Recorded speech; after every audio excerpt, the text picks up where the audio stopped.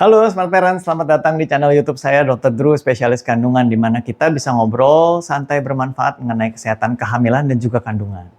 Hari ini kita akan bahas tentang topik yang sering menjadi pertanyaan bagi banyak orang tua nih, yaitu tentang sunat atau sirkumsisi pada bayi laki-laki. Apa sih sunat itu, mengapa diperlukan, dan apa saja manfaat serta risikonya? Yuk kita bahas sama-sama.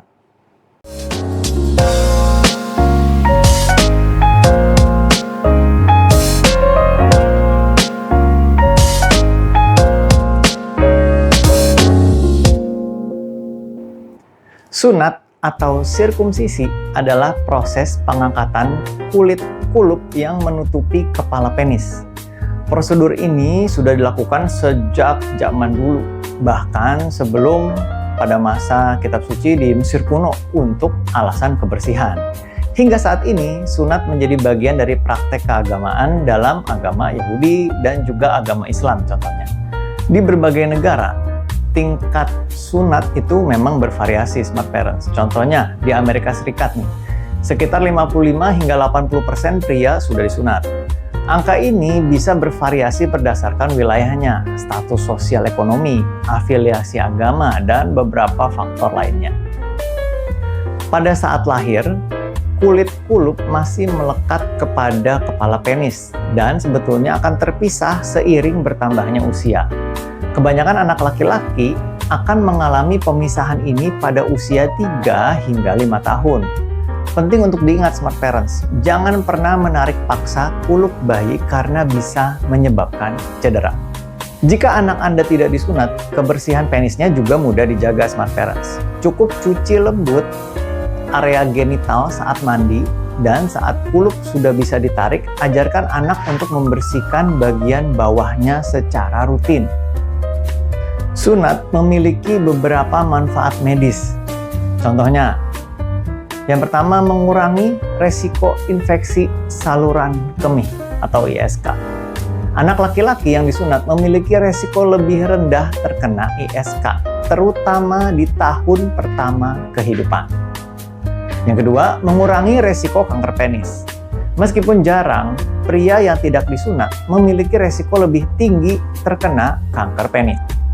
Kemudian, mengurangi resiko infeksi menular seksual.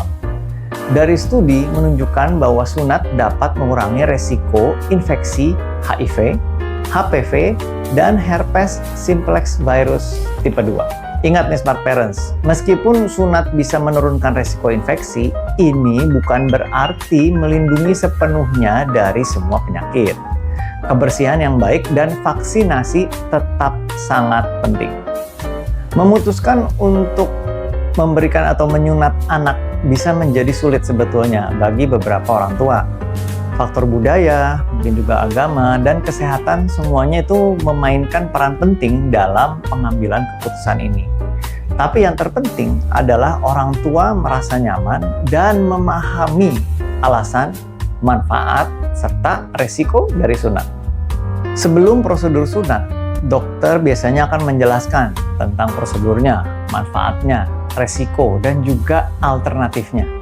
Proses ini biasanya memakan waktu 15 hingga 30 menit, dan setelah selesai, perawatan pasca tindakan harus dilakukan dengan hati-hati Smart Parents untuk mencegah komplikasi. Seperti prosedur atau teknik pembedahan medis lainnya, sunat juga memiliki resiko, meskipun jarang Smart Parents. Ada beberapa resiko yang perlu diperhatikan. Contohnya, perdarahan. Biasanya perdarahan terjadi ringan dan dapat diatasi dengan tekanan lokal saja. Namun dalam kasus yang sangat jarang, mungkin memerlukan intervensi bedah lainnya. Lalu infeksi. Infeksi ringan juga bisa terjadi dan biasanya diobati dengan antibiotik lokal. Lalu bisa terjadi komplikasi pada uretra. Contohnya, komplikasi seperti fistula uretra ke kulit dan stenosis meatus bisa terjadi. Pada akhirnya, keputusan untuk menyunat atau tidak anak Anda adalah pilihan pribadi dan harus dilakukan dengan baik dengan tenaga kesehatan yang ahli. Semoga informasi ini bermanfaat dan membantu Anda. Jika ini memang bermanfaat, silahkan subscribe, like, dan share. Dan apabila ada pertanyaan, silahkan tulis di kolom komentar. Sampai jumpa di video saya selanjutnya dan salam sehat.